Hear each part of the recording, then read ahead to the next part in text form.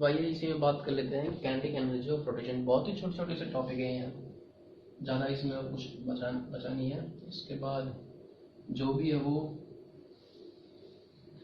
Rotational और translational motion में है, मतलब कि जब कोई ऑब्जेक्ट रोटेट भी कर रहा है और रोटेट करने के साथ साथ वो लीनियर मोशन भी कर रहा है, तो उसमें थोड़ा अब आगे आएगा। काइनेटिक एनर्जी ऑफ रोटेशन,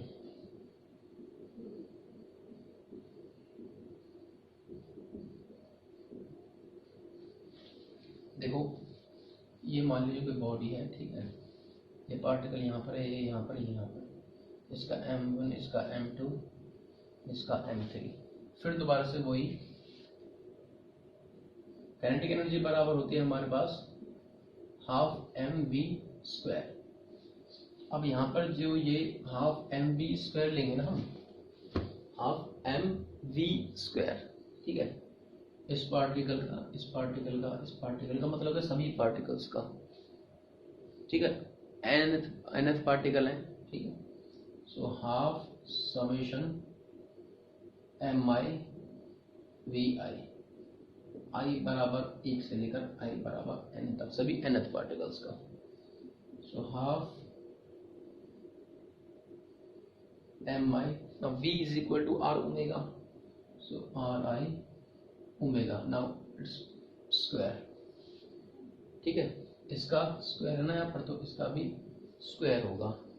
तो जो काइनेटिक एनर्जी होगी, kinetic energy of rotational motion, sometime it's called kinetic energy of rotational motion, is half, summation कर दो सबका, तो कैपिटल M, ठीक है, और r omega square, r square omega square, और या फिर mr² का मतलब हो जाएगा moment of inertia. Kinetic energy बराबर आ जाएगी हमारे पास half of product of moment of inertia multiply by angular speed. अब यहाँ पर ये स्पीड होगी, ध्यान रखना, ठीक है, एंगुलर स्पीड होगी। अब यहाँ पर ये स्पीड क्यों होगी? स्पीड इसलिए होगी क्योंकि काइनेटिक एनर्जी की बात कर रहे हैं। अगर एनर्जी की बात कर रहे हैं तो एनर्जी क्या है? स्केलर क्वांटिटी है, तो ये वाली चीज क्या है? स्केलर हो जाएगी, मतलब कि स्पीड हो जाएगी, ठीक है। और जो स्पीड है वो डायरेक्शन के ऊपर डिपेंड नहीं करती। ये चीज मैं आपको जो है वर्क पावर एनर्जी में भी बता चुका हूँ। अब यहीं पर इसमें एक छोटी सी चीज और ऐड करते हैं, radius of gyration. Radius of gyration क्या होता है?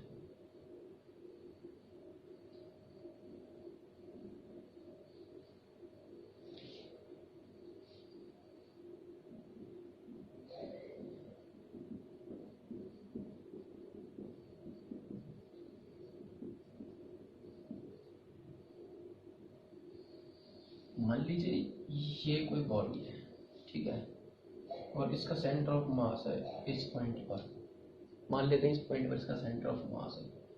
अब जो इसका एक्सिस ऑफ रोटेशन है वो इसके सेंटर ऑफ मास से होकर ना जाए, बल्कि किसी और अलग पॉइंट से होकर जाए, ठीक है। मान लीजिए भाई ये जो है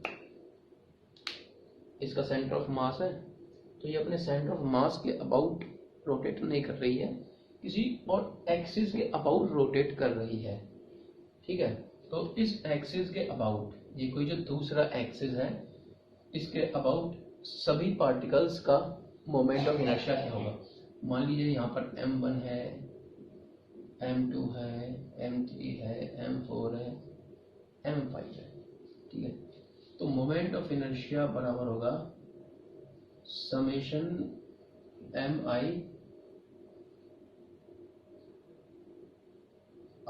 ri स्क्वायर के, ठीक है।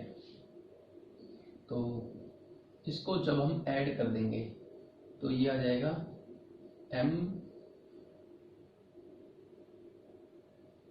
मास ऑफ n पार्टिकल्स ठीक है, अभी n बनाएंगे और r कहाँ से कहाँ तक जाएगा, r1 plus r2 plus r3 plus and so on rn, इसका स्क्वायर इसका स्क्वायर इसका और इसका स्क्वायर, ठीक है, n डिवाइड बाय n, ठीक है।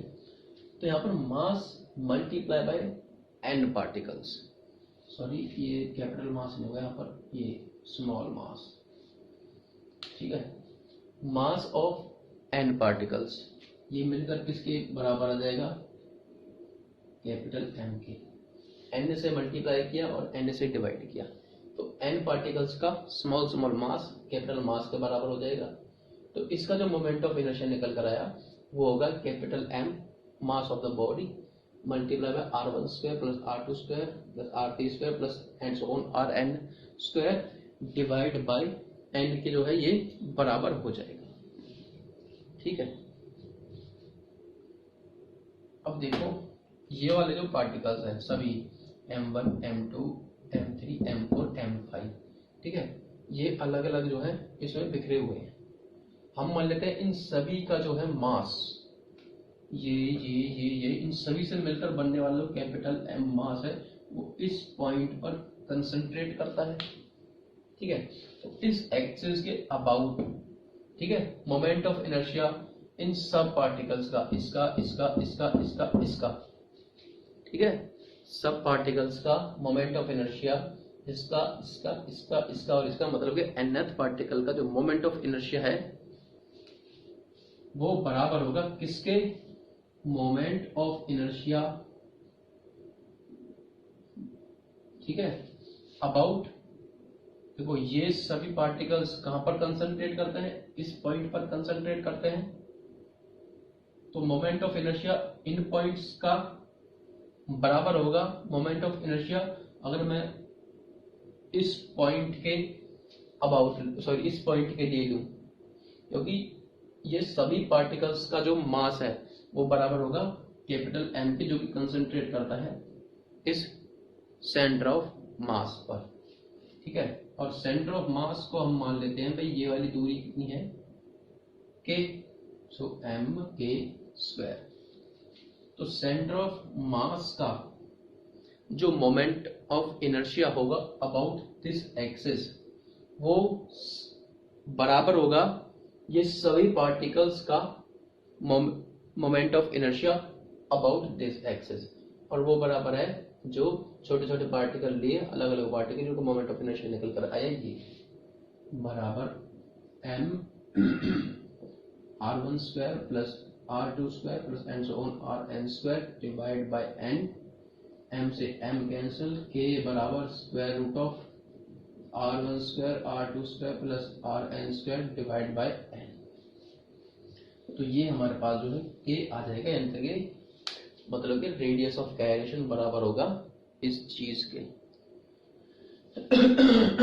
तो समझने वाली चीज क्या है, सभी पार्टिकल्स का moment of inertia about this axis is equal to moment of inertia of centre of mass about this axis. तो यहां पर जो रेडियस ऑफ गायरेशन निकल कर आएगा, मतलब कि जो सेंटर ऑफ मास से इस एक्सिस की परपेंडिकुलर डिस्टेंस होगा k, ठीक है, वो बराबर होगा इसके, और उसी जो रेडियस होगा सेंटर ऑफ मास के लिए, उसको क्या बोलेंगे हम, रेडियस ऑफ गायरेशन उसको हम बोलते हैं, जो कि बराबर होता है k is equal to root mean square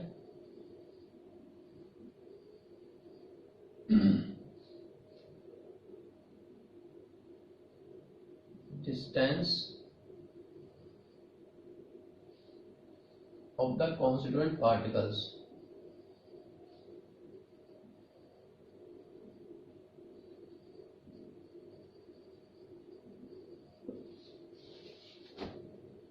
ये वाला जो रेडियस ऑफ गायरेशन है वो बराबर होगा root mean square distance of the constituent particles, ठीक है, मतलब कि जो r1 r2 rn, मतलब कि मास 1 मास 2 मास 3 अप टू मास n, ठीक है, उनका क्या होगा मीन वैल्यू, ठीक है। मीन वैल्यू मतलब कि जितने भी पार्टिकल्स हैं उनको, जितने भी नंबर ऑफ पार्टिकल्स हैं उनको उसके नंबर से डिवाइड कर देंगे और उसका स्क्वायर रूट, ठीक है। तो square distance of the constituent particles, root mean square distance, root mean square distance of the constituent particles, यही क्या होगा जो है रेडियस ऑफ गायरेशन के बराबर होगा। तो इस वीडियो में जो है हमने छोटे छोटे टॉपिक लिए जो कि ज़्यादा बड़े नहीं थे, ठीक है। काइनेटिक एनर्जी के बारे में बताया, रेडियस ऑफ गायरेशन के बारे में बताया, एंगुलर इम्पल्स के बारे में बताया, और सबसे पहला जो टॉपिक था वो था कंसेप्ट ऑफ एंगुलर मोमेंटम के बारे में हमने बताया कि कंसेप्ट ऑफ एंगुलर मोमेंटम तो पहले ही बता दिया। जो एंगुलर मोमेंटम है वो बराबर होता है आई ओमेगा के, मतलब कि relation between angular momentum end moment of inertia के बारे में भी इस वीडियो में हमने बताया। तो उम्मीद करता हूँ ये सभी चीज़ें आपको समझ में आ गई होंगी। अगर आपको कोई भी प्रॉब्लम हो तो आप कमेंट करके बता सकते हैं। अगर आप ये वीडियो फेसबुक पर देख रहे हैं तो विकास मलिक फिजिक्स एंड मैथमेटिक्स को यूट्यूब पर जाकर सब्सक्राइब करना न भूलें। वीडियो देखने के लिए धन्यवाद, नमस्कार। आइए बात करते हैं अब angular momentum end moment of inertia. तो एंगुलर मोमेंटम को हम आई ओमेगा भी लिख सकते हैं, एंगुलर मोमेंटम को हम आर क्रॉस भी तो लिखते ही थे, L is equal to I omega भी लिख सकते हैं। क्यों? देखो मान लीजिए कोई बॉडी है, ये एक्सिस ऑफ रोटेशन है, यहाँ पे कोई पार्टिकल है मास m1 है, यहाँ पे कोई पार्टिकल मास m2, यहाँ पे कोई पार्टिकल मास m3, रेडियस 1, रेडियस 2, रेडियस 3, ठीक है। ऐसे ही सभी पार्टिकल्स को मिलाकर यहाँ पे से 1 2 3 ऐसे करके n पार्टिकल से मिलकर ये बॉडी बनी है। तो पूरी सभी n पार्टिकल्स का जो है एंगुलर मोमेंटम निकालेंगे तो पूरी की पूरी बॉडी का एंगुलर मोमेंटम निकल कर आ जाएगा। हमको पता है एंगुलर मोमेंटम क्या है, r क्रॉस p, ये निकाल चुके हैं हम पहले वाली वीडियो में, इससे पहले वाली वीडियो में। तो अब p क्या है यहाँ पर, मास multiply velocity, so r multiply by mass multiply by velocity, ठीक है। अगर हम किसी एक पार्टिकल की बात करें, भाई मान लीजिए ये पार्टिकल है, इस पार्टिकल का मोमेंटम क्या होगा, ठीक है, या फिर इस पार्टिकल की वेलोसिटी क्या होगी। मान लीजिए पार्टिकल फर्स्ट है v1, velocity of particle 1 is equal to r1 omega. अब ओमेगा यहाँ पर सबके लिए सेम होगा, एंगुलर वेलोसिटी सबके लिए क्या होगी, सेम होगी, v2 r2 omega 2, v3 r3 omega, ऐसे ही vn rn ओमेगा, ठीक है। अब एंगुलर मोमेंटम हमको निकालना है इस पार्टिकल का, इसका सभी n पार्टिकल्स का, ठीक है। तो सभी की वेलोसिटी को ऐड कर दो और मोमेंटम को, ठीक है। मोमेंटम क्या है, देखो L is equal to R I, ठीक है। कैसे होना, तो इस पार्टिकल का एंगुलर मोमेंटम, इस पार्टिकल का एंगुलर मोमेंटम होगा पहले वाले का, इस पार्टिकल का angular momentum of mass 1, r1 multiply by इसका momentum mass 1 multiply by velocity of particle 1। Now v1 is equal to r1 omega, r1 omega. अब ये r1 और r1 यहाँ पर हो गया स्क्वायर। तो angular momentum of particle first L1 इसको नाम दे देते हैं, is equal to mr1 square omega. ऐसे ही इसका इसका इसका इसका सभी n पार्टिकल्स का हम जो है एंगुलर मोमेंटम निकाल देते हैं। Summation of L1 plus L2 plus and so on Ln तक के लिए टोटल मिलाकर हो जाएगा L is equal to summation of MI square multiply by omega. अब यहाँ पर I is equal to 1 to I is equal to N।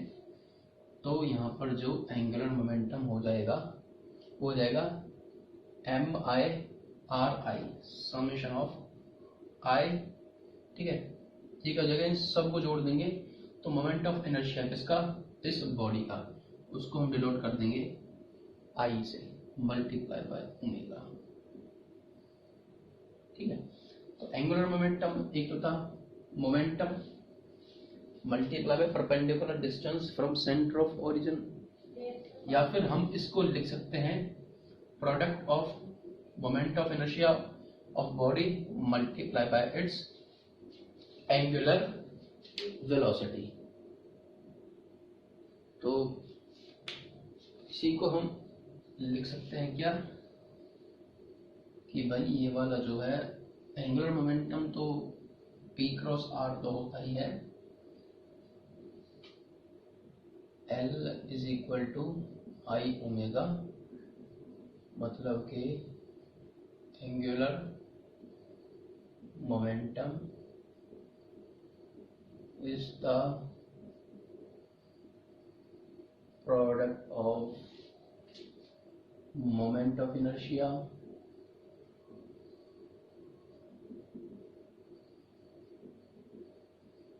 and angular velocity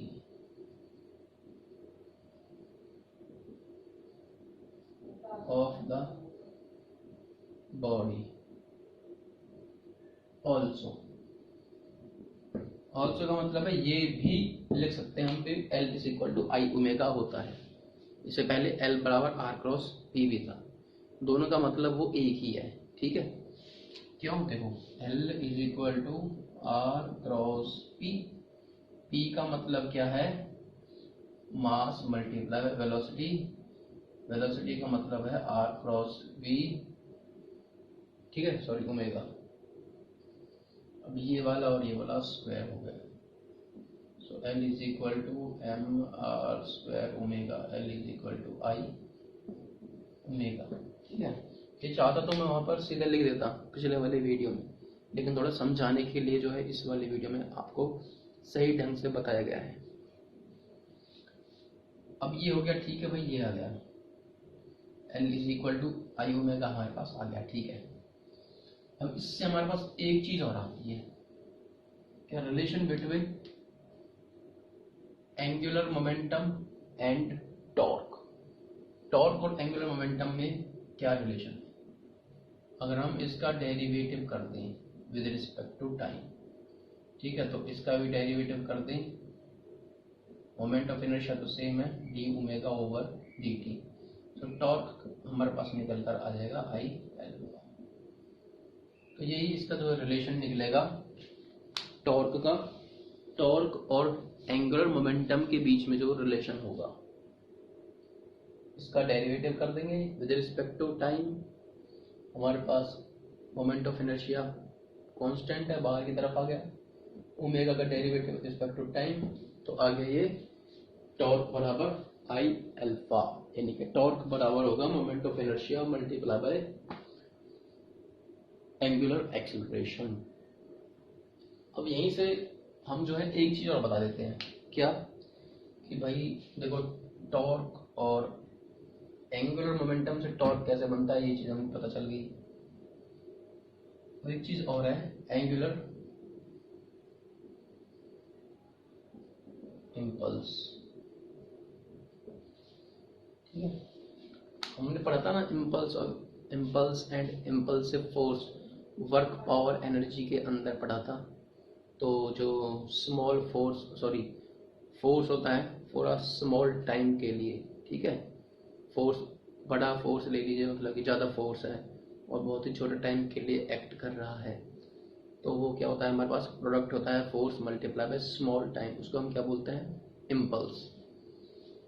उसी तरह से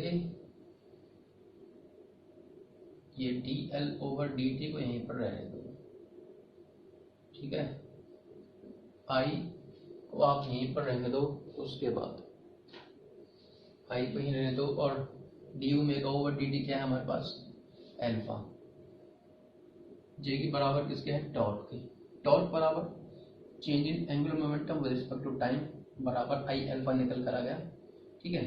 तो इसको 1 मिनट के लिए हटा दो और इसको ले आओ यहाँ पर टॉर्क के बराबर, तो आगे dl is equal to torque multiply by dt, time t1 से लेकर किसी भी टाइम t2 तक, ठीक है, और ये L1 से लेकर L2 तक।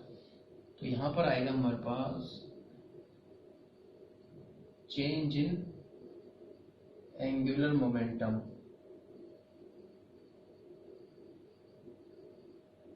ठीक है, चेंज इन एंगुलर मोमेंटम होगा, ठीक है, वो हमको क्या देगा, इम्पल्स देगा, t/dt, torque for small time, ये हमको क्या दे देगा, एंगुलर इम्पल्स के बारे में बताएगा।